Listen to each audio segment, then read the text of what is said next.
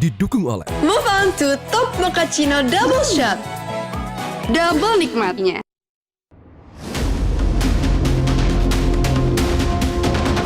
Alhamdulillah kita kembali ke jalur 5%.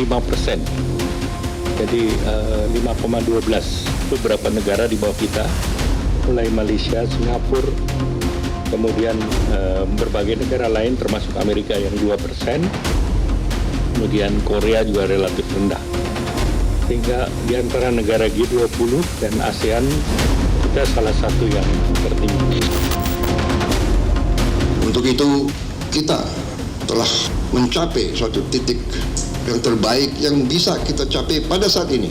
Saya terima kasih dengan tim ekonomi kita. Saya terima kasih saudara-saudara bekerja dengan tim sebagai tim yang baik.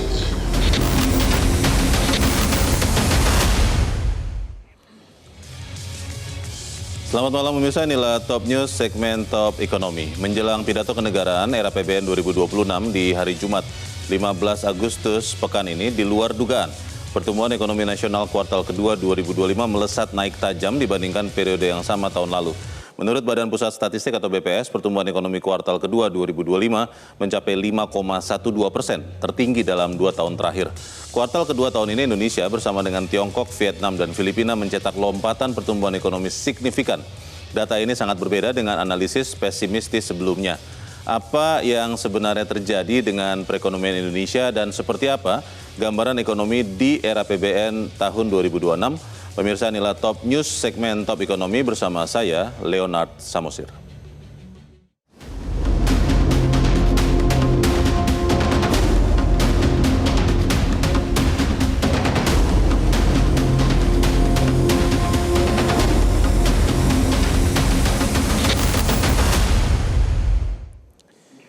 Ya pemirsa, data menguatnya perekonomian Indonesia saat ini mendapat respons beragam. Sebagian ada yang kaget, pertumbuhan ekonomi jauh melebihi perkiraan. Sebagian lagi tidak kaget, karena angka yang disajikan BPS tidak dibantah oleh pelaku usaha di sektor yang sedang tumbuh tinggi. Kita melihat berdasarkan laporan BPS tanggal 5 Agustus lalu, ekonomi Indonesia triwulan pertama tahun 2025 terhadap triwulan kedua triwulan kedua tahun 2025 terhadap triwulan kedua tahun 2024 mengalami pertumbuhan 5,12% year on year. Sekali lagi ini adalah perbandingan triwulan kedua tahun ini dibandingkan triwulan kedua tahun lalu, bukan triwulan kedua terhadap triwulan pertama tahun ini. Indonesia tidak melesat sendirian. Pertumbuhan di atas perkiraan atau ekspektasi juga terjadi di Vietnam yang melompat 8% di atas konsensus. Filipina 5,5%, China 5,2%, sementara Indonesia tumbuh 5,12%. Semua negara ini tumbuh di atas perkiraan. Bahkan Singapura yang tadinya hanya menargetkan tumbuh 1 hingga 2%, ternyata tumbuh 4,3%. Bukan hanya Indonesia yang surprise, negara tetangga mereka juga terkejut atas pencapaian mereka sendiri. Di Indonesia, pertumbuhan ekonomi tertinggi terjadi di Provinsi Maluku Utara. Di kuartal kedua tahun ini, Provinsi Maluku Utara tumbuh 32,09%. Ini di peringkat kedua ada Provinsi Sulawesi Tengah yang tumbuh 7,95% dan Provinsi Kepulauan Riau tumbuh 7,14%. Masih ada barisan provinsi lain yang ekonominya tumbuh di atas rata-rata nasional 5,12%. Pertanyaannya, apa saja sektor yang tumbuh tinggi menopang pertumbuhan ekonomi Indonesia saat ini? Berdasarkan data BPS, peringkat pertama pertumbuhan menurut pengeluaran adalah impor. Sepanjang kuartal kedua tahun ini, impor tumbuh 11,65%. Peringkat kedua, ekspor yang tumbuh 10,67%. Peringkat yang ketiga, konsumsi lembaga non-profit rumah tangga tumbuh 7,82% dan peringkat keempat adalah pembentukan modal tetap bruto atau PMTB atau investasi, bahasa sederhananya adalah tumbuh 6,99%. Optimisme statistik ekonomi inilah yang besar kemungkinan akan mewarnai pidato kenegaraan Presiden di sidang paripurna MPR DPR tentang rancangan anggaran pendapatan dan belanja negara era APBN 2026 Jumat 15 Agustus yang akan datang. Berdasarkan siaran pers Ketua Badan Anggaran DPR, gambaran era APBN tahun 2026 adalah pendapatan negara diproyeksi antara 3.094 hingga 3.114 triliun rupiah. Kemudian belanja negara diperkirakan 3.800 hingga 3.820 triliun rupiah. Sehingga defisit APBN terhadap produk domestik bruto atau PDB diperkirakan akan mencapai 2,53% atau itu sekitar 706 triliun rupiah. Kita akan ikuti bersama tentunya dalam pidato Presiden Kenegaraan pengantar RAPBN berapa target pertumbuhan ekonomi Indonesia tahun depan. Apa saja tantangan ekonomi tahun depan? Menurut siaran pers Ketua Banggar DPR, beberapa tantangan yang harus dicari solusinya adalah satu, dampak tarif 19% dari Amerika Serikat di era Donald Trump. Yang kedua adalah konflik geopolitik. Yang ketiga adalah pemulihan daya beli. Yang keempat adalah menjaga momentum ekspor. Yang kelima, mencari pasar ekspor baru. Yang keenam, fokus program strategis, makan bergizi gratis dan koperasi. Yang ketujuh adalah utang pemerintah. Yang kedelapan adalah angkatan kerja 54% lulus SD. Dan yang berikutnya adalah tantangan untuk memperluas skema kerjasama pemerintah dan badan usaha atau KBPU. Dan pemirsa, ada apa di balik pertumbuhan tinggi ekonomi Indonesia saat ini dan seperti apa era APBN 2026? Kita akan membahasnya bersama narasumber kami. Top Ekonomi kembali selepas yang satu ini.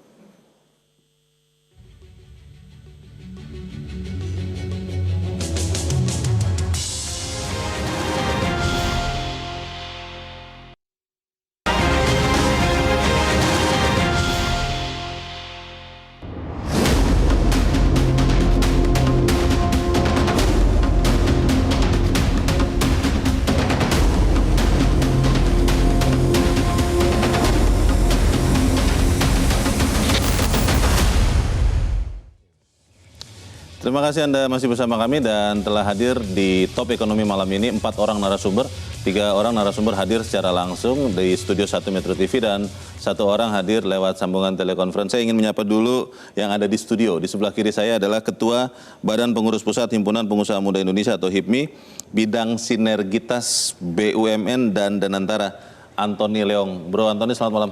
Malam, Bang Leonard. Makasih. Jabatannya panjang ya. Siap. Tapi terima kasih sudah berikan waktu. Kemudian juga telah hadir bersama kita di Studio 1 Metro TV. Yang paling kiri adalah pengamat ekonomi yang juga adalah Wakil Rektor Universitas Paramadina, Handi Risa. Mas Handi, selamat malam. Malam, Mas Leo. Terima kasih telah hadir. Di sebelah kanan saya juga telah hadir adalah Chief Economist dari Trimegah Securities, Fahrul Fulvian. Mas Fahrul, selamat malam. Iya, selamat malam Mas Leonard. Terima kasih telah hadir dan juga bergabung bersama kita lewat sambungan telekonferensi juru bicara dari Kantor Komunikasi Kepresidenan atau PCO, Dede Prayudi yang akrab dipanggil Uki. Mas Uki, selamat malam. Ya, malam Mas Leo. Iya, terima kasih sudah diberikan waktu. Mas Uki, saya ingin ke Mas Uki dulu karena kelihatannya agak sedikit gangguan nih telekomunikasi. Tapi saya ingin bertanya dulu, ketika ada angka 5,12%, itu istana atau kantor PCO lah ya sebagai juru bicaranya, memang sudah melihat itu akan terjadi atau juga termasuk yang gembira surprise-nya begitu? Bagaimana Mas Uki? Lebih ke yang kedua ya. Jadi sebetulnya kami juga memiliki outlook, kami juga memiliki prediksi ya, kami juga memiliki tebak-tebak buah manggis juga lah, kurang lebih seperti itu ya. Dan saat itu memang terus terang prediksi kami itu di 4,9 gitu. 4,9. Itu yang pertama ya. Tapi kan yang kedua kita itu tidak. Iya, kita tidak ingin terjebak di black swan ya, artinya karena keteraturan, karena tren historis, lalu kita nggak percaya ketika ada surprise yang menggembirakan, kurang lebih seperti itu ya, sehingga kita lebih kritis dalam artian mengecek kembali data-datanya, kita lihat apakah data tersebut saling tally, saling korespon satu dengan yang lain. Bahkan kita melihat dengan data yang lain juga, apakah data yang lain tersebut juga, data yang kredibel ini juga korespon dengan data yang dipresentasikan atau yang ada di rilis BPS. Dan ternyata semuanya tally, semuanya korespon, dan kami meyakini ya bahwa Badan Pusat Statistik itu sudah teruji kredibilitasnya, sudah teruji integritasnya, sehingga yang kami yakini itu Badan Pusat Statistik itu sudah pasti mengkalkulasikannya itu dengan hati-hati, dengan matang, Dan ketika saya sempat ketemu ya dengan Ibu Winnie ya, Kepala BPS, dan juga Pak Sony, Wakil Kepala BPS, mereka mengatakan bahwa pengecekan itu dilakukan berlayer-layer. Jadi quality checking itu dilakukan berkali-kali oleh BPS. Jadi ya ini adalah surprise yang menyenangkan lah, kurang lebih seperti itu ya.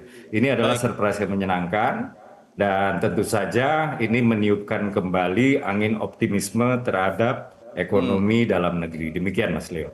Mas Uki, ada background bahwa ya tidak sedikit juga yang surprise dan mulai atau memang agak kurang yakin misalnya dengan angka BPS ini, sampai ada yang katanya mau minta ke PBB untuk memeriksa apakah BPS ini hitung-hitungannya lengkap, akurat atau bagaimana.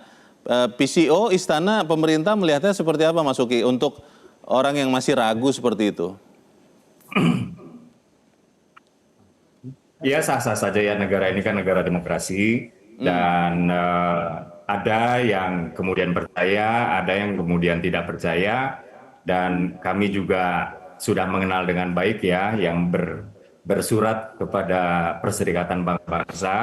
Tapi satu hal yang pasti ya, Perserikatan Bangsa-Bangsa itu tidak bisa berlaku intrusif dan regulatif. Perserikatan Bangsa-Bangsa itu hanya bisa berlaku suportif dan koordinatif.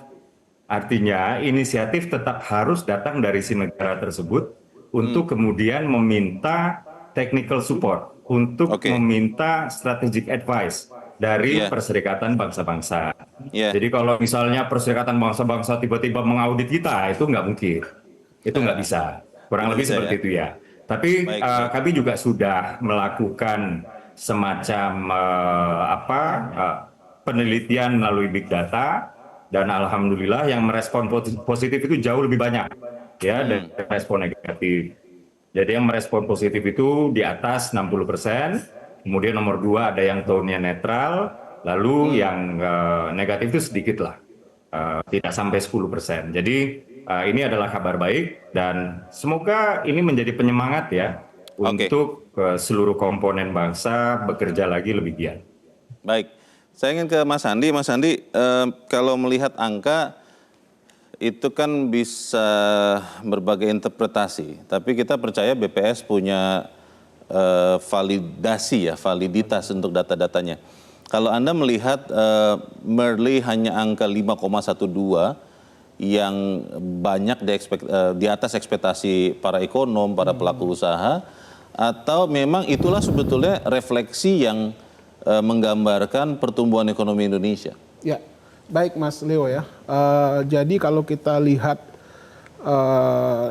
data pertumbuhan ekonomi triwulan 2 2025 yang baru saja diumumkan oleh BPS, kalau kami melihat, kalau saya melihat dalam 2 perspektif ya. Pertama, tentu angka 5,12 itu bukan sesuatu yang aneh bagi kita lah gitu, karena kita juga sebelumnya juga pernah mencapai angka 5,12 bahkan lebih tinggi ya. Nah, tetapi dengan kondisi ekonomi hari ini ya, yang boleh kita katakan stagnan ataupun lesu, dan kemudian kita tahu di triwulan 1 kita hanya tumbuh 4,87 ya kan. Nah, itu kan ada lompatan yang cukup signifikan ya. Kalau kita lihat dari aspek pengeluaran kan, dominannya ada di konsumsi dan juga investasi ya, karena kan kalau ekspor impor itu kan netnya yang dilihat ya. Tapi kalau dari sektor dunia usaha sektor, nah itu kan dari manufacture atau industri manufacture gitu. Nah, tetapi kita dalam realitanya itu tidak melihat ada ada gerakan lah gitu ya yang menyebabkan kita bisa lompat ataupun bisa mencapai angka 5,12. Kalau dibedah ya Mas Andi, itu kan PMTB itu disebutkan di industri pengolahan dan pengadaan mesin, disebut-sebut bahwa ini pengadaan mesin di sektor pertambangan, diduga kuat adalah smelter. Itu bukankah memang sejalan dengan pengembangan smelter terutama di Sulawesi, di Maluku? Ya, jadi kalau kita lihat ada beberapa angka yang mesti kita jelaskan terlebih dahulu ya, Mas Leo ya. pertama kan pertumbuhan sektor manufaktur itu kan cuma 1,13%. Sementara kontribusinya ya terhadap terhadap PDB itu angkanya sekitar 18,67. Oke. Nah, kontribusi ini sebenarnya jauh lebih rendah dibandingkan triwulan 1. Pertama. Ya, yang itu mencapai angka kalau nggak salah sekitar 19% gitu. Jadi inilah yang saya katakan perlu ada satu, ya kalau seandainya BPS mau menjawab keraguan teman-teman ya tentu akan jauh lebih fair menurut saya lah gitu ya. Karena ini baru pertama nih ya secara cukup banyak lah masif gitu ya. Konsensus lah ya, dari beberapa teman-teman ekonom itu beda. Kemudian ya berbeda ya, yang tentu ini menimbulkan satu pertanyaan ya. Sebenarnya bagi kita BPS ini menjadi satu harapan, Mas Leo ya. Kenapa? Karena dia adalah lembaga yang selama ini itu menyediakan data yang bagi kita tidak hanya bagi pemerintah misalkan ya, atau bagi dunia usaha, kalangan akademisi dan lain sebagainya, itu perlu data BPS. Karena di Indonesia ini jarang sekali ada satu lembaga yang memiliki counter terhadap data-data pemerintah. Ya ini kan single institusi yang mengeluarkan data, sehingga kita tidak punya satu. Mengatakan itu ya. Betul, kita tidak punya data tunggal, kita tidak punya pembanding gitu. Nah, tetapi ketika kita mulai menghitung satu persatu dan kemudian melihat realita di lapangan, apalagi data Kemenaker, angka pengangguran kita juga cukup melonjak nih di triwulan 2 ini. Nah, itu juga menjadi salah satu indikasi kenapa kita meragukan data BPS ini. Sebelum lebih jauh saya ingin ke Pak Antoni dulu. Sebagai pengusaha, walaupun muda, HIPMI kan muda.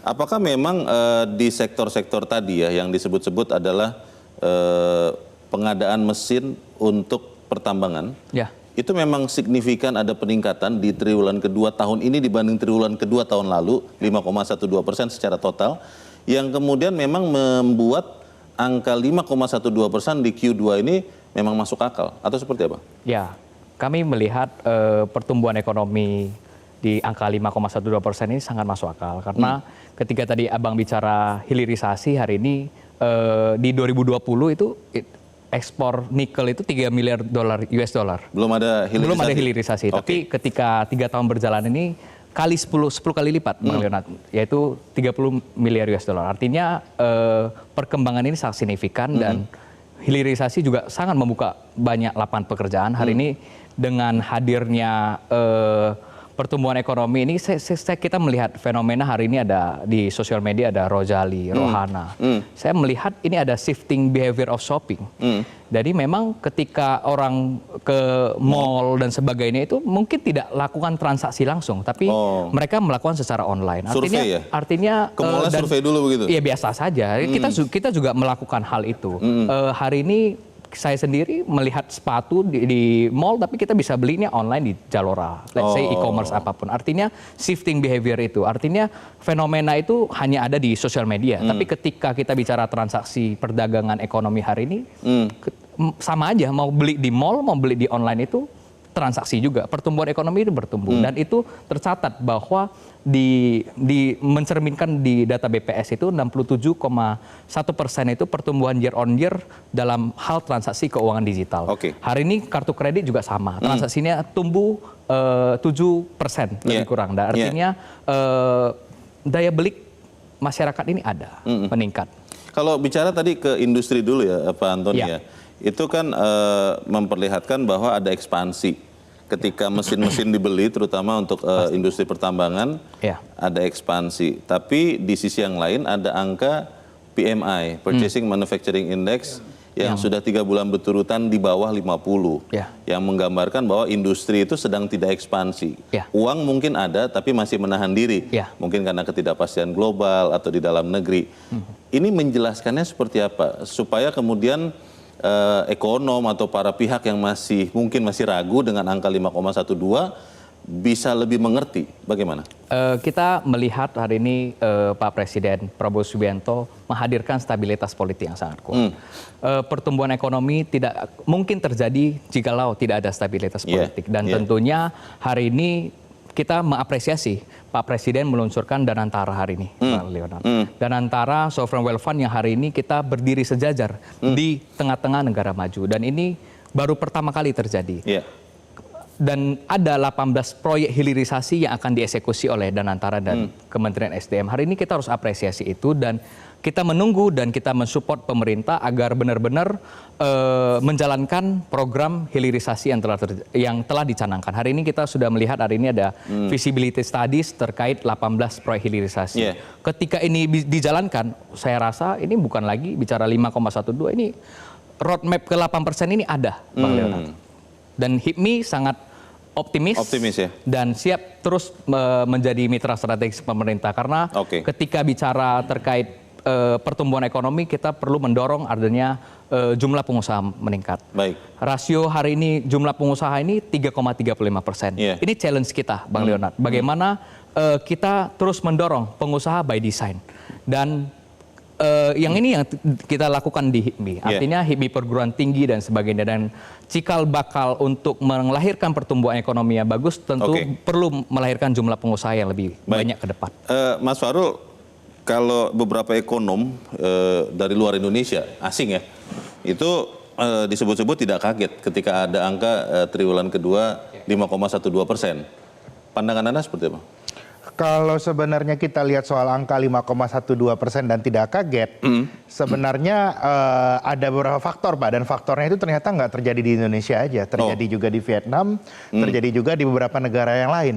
Apa itu kejadiannya? Itu ada suatu kondisi di mana ketika terjadinya trade war, sebelum Donald Trump pada waktu itu mengumumkan tarifnya berapa masing-masing negara, jadi kita terjadi fenomena front loading pada dasarnya. Kegiatan ekspor impor itu meningkatnya itu lumayan drastis. Orang buru-buru belanja sebelum tarifnya dinaikkan begitu. Benar, paling tidak eksportir sama importirnya. Nah, lalu saya lihat ya itu pada dasarnya bisa jadi justifikasi untuk 5,12. Tapi ada pertanyaan juga ini, Mas. Kalau kita ngobrol-ngobrol ya baik itu investor pasar modal ataupun juga dengan banyak pelaku usaha, mereka yang banyak komplain bahwa kondisi di lapangan itu kurang bagus, sebenarnya ada penjelasannya juga. Yang sebenarnya itu absen ini. Dalam kondisi perekonomian kita zaman now, kita kehilangan kondisi ada broad based growth. Kita selalu melihat tiap kuartal ada selalu sebuah sektor jagoan di pertumbuhan ekonomi. Leadingnya saja. Leadingnya kuartal 1 ada pertanian, tumbuhnya double digit ya. Terus juga ada di second quarter ini ada investasi permesinan. Permesinan karena ada beberapa yang realokasi ke Indonesia. Itu juga membuat PMTB kita itu tumbuhnya meningkat. Tapi itu yang ternyata fenomena yang kejadian sekarang tumbuhnya itu nggak broad base, Pak. Jadi pertanyaannya ini justru kalau sekarang ini ya apakah kuartal 3 datanya masih bagus? Saya juga masih lihat nih bisa jadi ada sektor-sektor lainnya juga yang mendapatkan insentif dari pemerintah atau investasinya masuk itu masih bisa tinggi. Cuman pertanyaannya apakah angka itu memberikan dampak langsung secara merata kepada masyarakat? Saya rasa itu isunya dibandingkan 5,12% itu valid atau enggak? Pertanyaannya adalah kalau kemudian di bagian first half ya, semester pertama ini pemerintah kan untuk mengucurkan anggaran, Mas Farul, itu agak pelan ya. Saya nggak mau bilang terlambat, pelan begitu. Apakah kemudian rencana untuk mengucurkan lebih dari 2.000 triliun di second half tahun ini, itu bisa mendorong ekonomi Indonesia, katakanlah triwulan ketiga ya, tetap ada di 5 atau di atas 5%? Kalau saya lihat di kuartal 3 kemungkinan bisa sampai 5 masih bisa, cuman lebih rendah daripada 5,12. 5,12 ini ada beberapa kejadian di investasi itu yang luar biasa, Pak. Yang bikin investasi permesinan itu kalau saya nggak salah 25% naiknya. Kenapa diperkirakan lebih rendah? Tahan dulu karena kita harus jeda dahulu, Mas Farul dan pemirsa tetaplah bersama kami. Top Ekonomi segera kembali.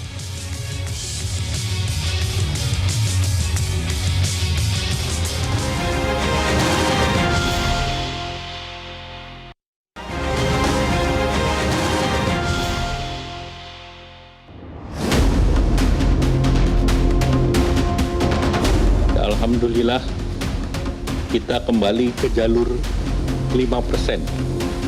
Jadi 5,12 beberapa negara di bawah kita, mulai Malaysia, Singapura, kemudian berbagai negara lain termasuk Amerika yang 2%, kemudian Korea juga relatif rendah. sehingga di antara negara G20 dan ASEAN kita salah satu yang tertinggi. Untuk itu kita telah mencapai suatu titik yang terbaik yang bisa kita capai pada saat ini. Saya terima kasih dengan tim ekonomi kita. Saya terima kasih saudara-saudara bekerja dengan tim sebagai tim yang baik.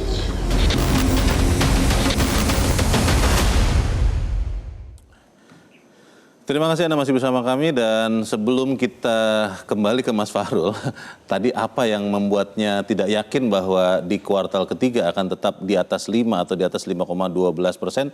Saya ingin ke Mas Uki dulu. Mas Uki masih bersama kita ya, Mas Uki ya? Mungkin boleh di-unmute dulu Mas Uki audionya, mikrofonnya. Iya, masih. Oke.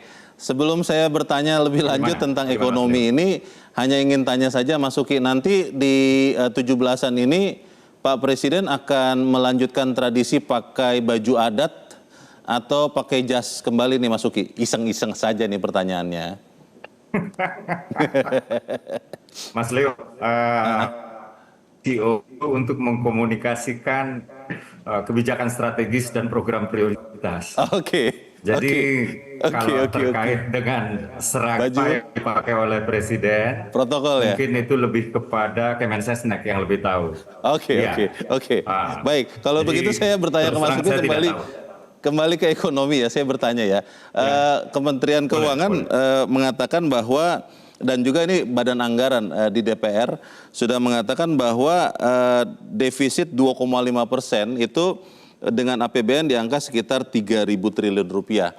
Tanpa bermaksud mendahului tentunya pidato Presiden hari Jumat depan, apakah kemudian pemerintah akan optimistik melihat angka 5,12% di triwulan kedua untuk kemudian menargetkan tahun depan ekonomi Indonesia akan tumbuh katakanlah di atas 5 begitu Mas Uki? Mungkin 6 mungkin atau seperti apa?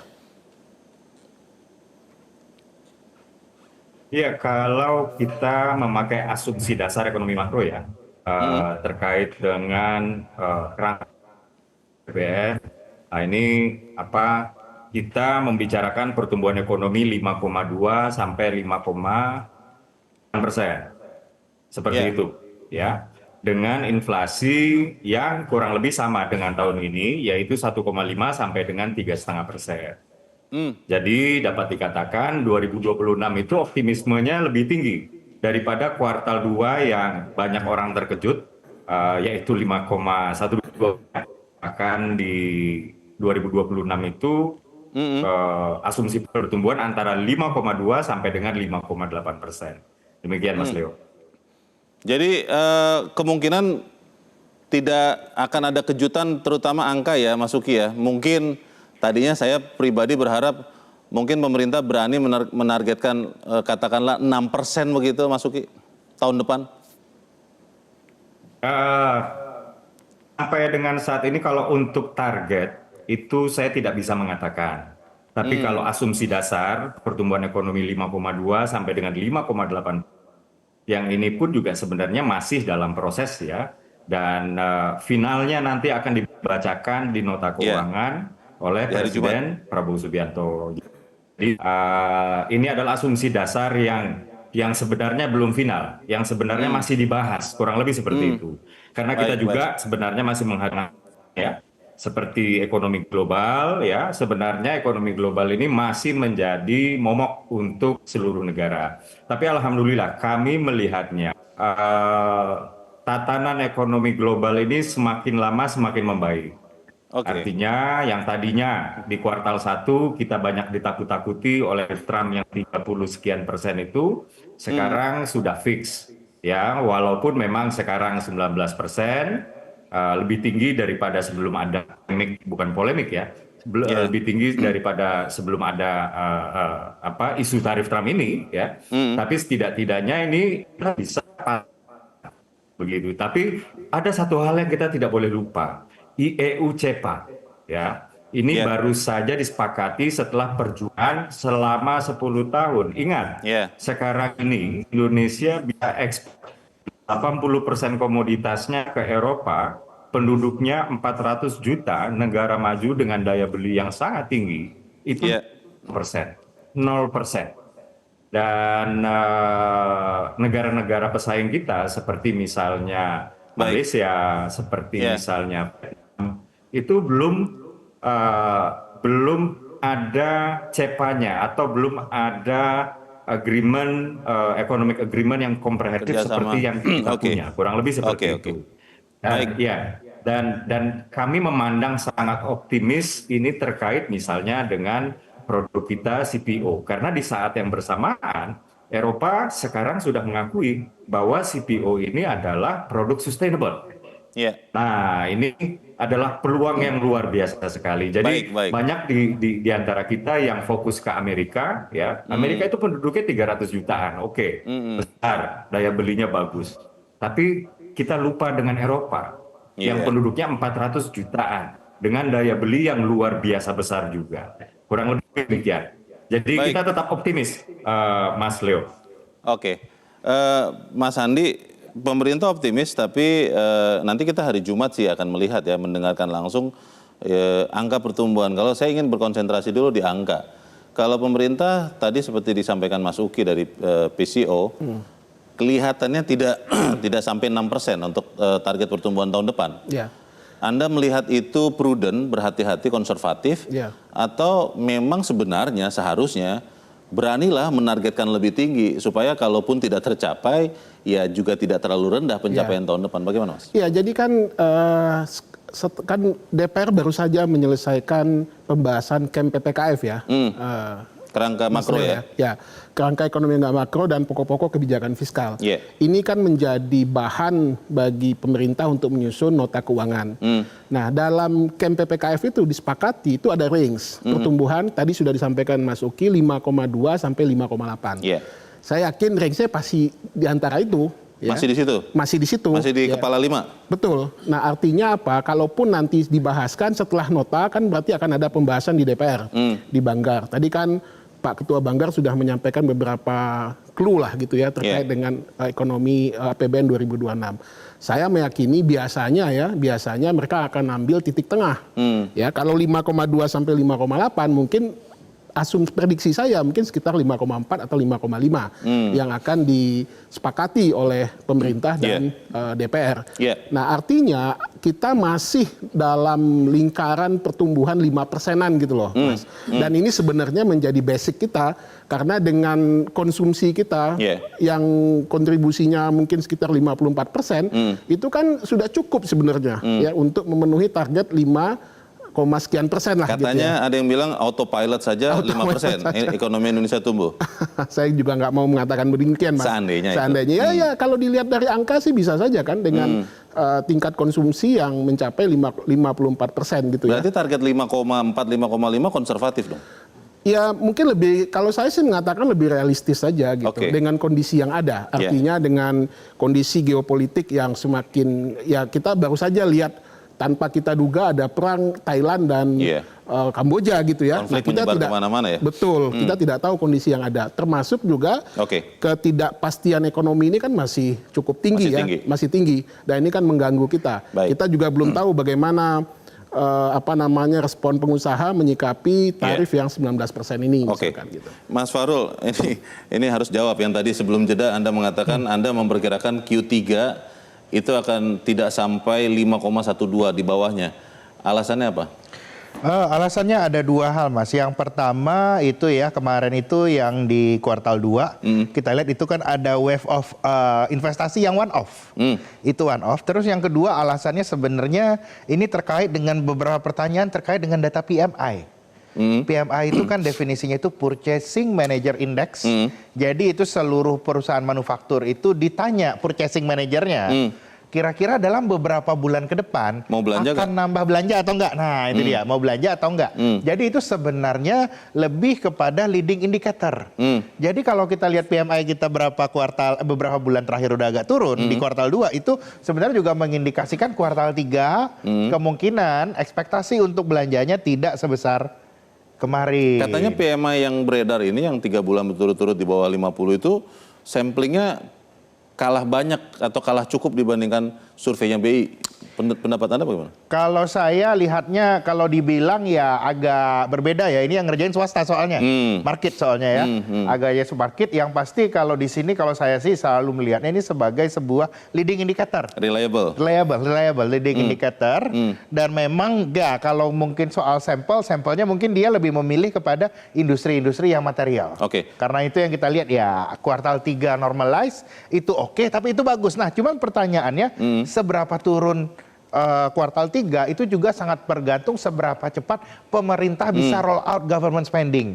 Kuartal 2 pertumbuhan belanja negara itu masih negatif, Pak.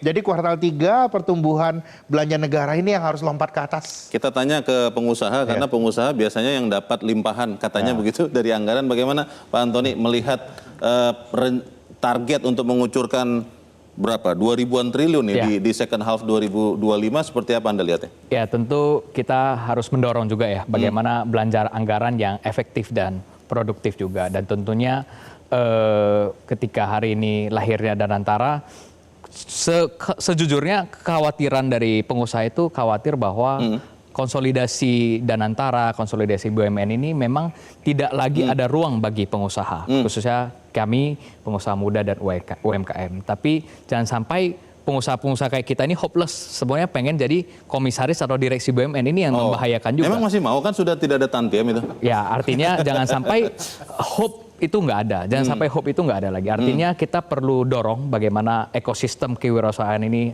harus semakin baik di era Pak Presiden, dan kita sangat yakini itu. Dan dengan lahirnya hari ini makanan bergizi gratis, Kopdes Merah Putih, hari ini mungkin masih kita lihat ya koperasi primer. Kita harus dorong juga bagaimana koperasi sekunder yang dimana UMKM itu kan tidak semua bankable, Bang Leonard. Yang harus kita dorong bagaimana UMKM yang tidak bankable ini bisa disalurkan oleh koperasi. Kopdes Merah Putih yang mungkin bisnisnya ada yang sisi kanannya sekunder. Artinya kita lihat bagaimana belanja pemerintah harus efektif dan produktif, dan tentunya kolaborasi antara pengusaha dan pemerintah dan sektor Danantara yang tadi ini benar-benar bisa dijalankan dengan baik. Karena konsolidasi ini jangan sampai semua proyek itu dilakukan oleh sektor BUMN. Pak Presiden Pak Prabowo pernah menyatakan bahwa sektor infrastruktur itu lebih efisien kalau dilakukan oleh swasta. Nah, ini yang harus kita lihat. Kalau memang ya di atas 100 miliar, kalau memang tidak harus BUMN turun, harus kita salurkan kepada pengusaha. Infrastruktur yang mana nih? Ya kemarin Pak Presiden sampaikan tentang misalnya Giant Sea Wall.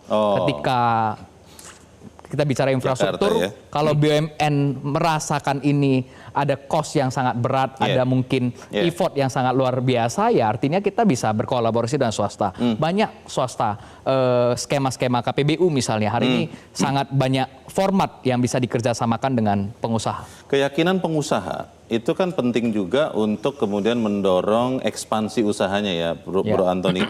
Seberapa yakin HIPMI melihat triwulan ketiga dan keempat tahun ini dan juga tahun depan, sehingga kemudian mau mulai ekspansi? Tapi tahan dulu karena kita harus jeda, dan bisa tetap bersama kami. Top Ekonomi segera kembali.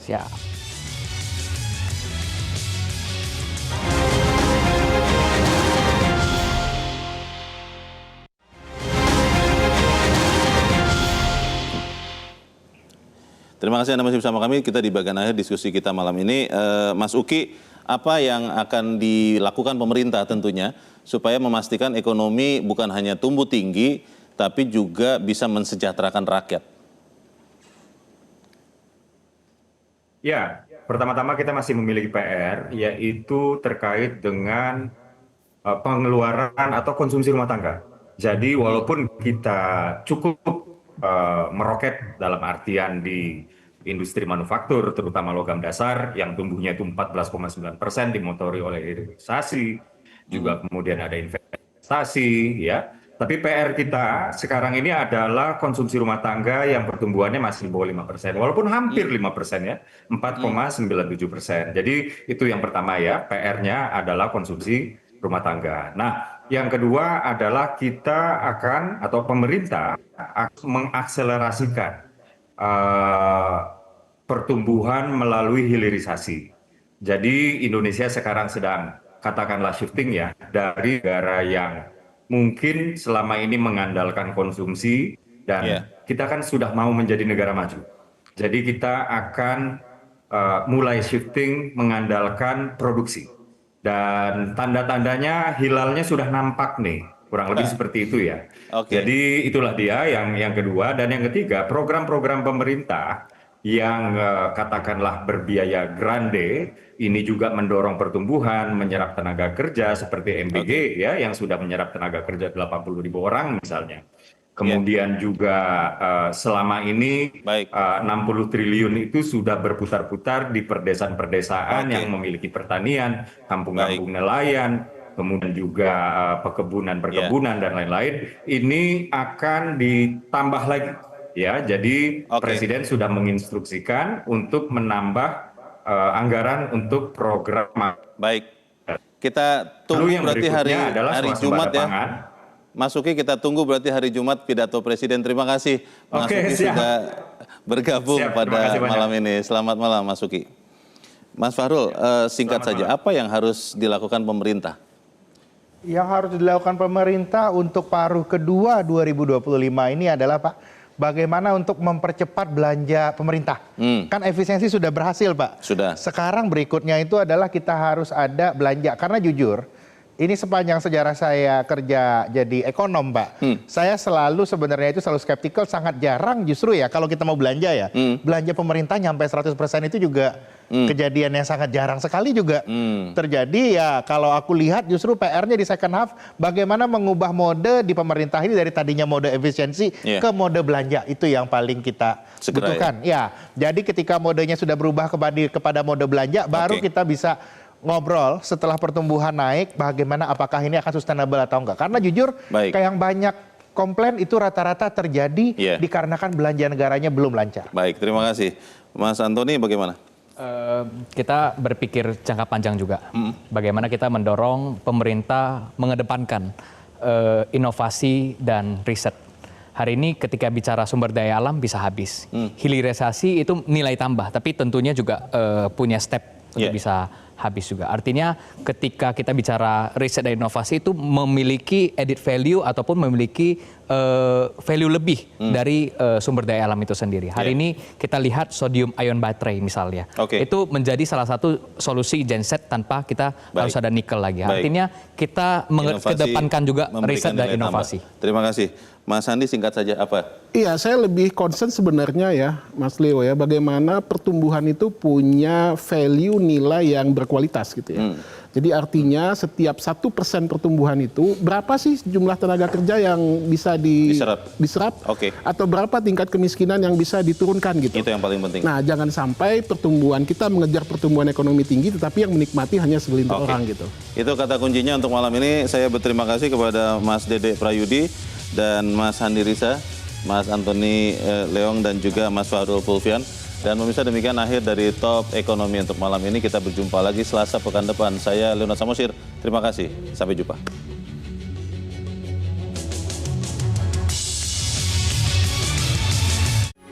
Metro TV. Jelajahi cara baru mendapatkan informasi. Download Metro TV Extend sekarang.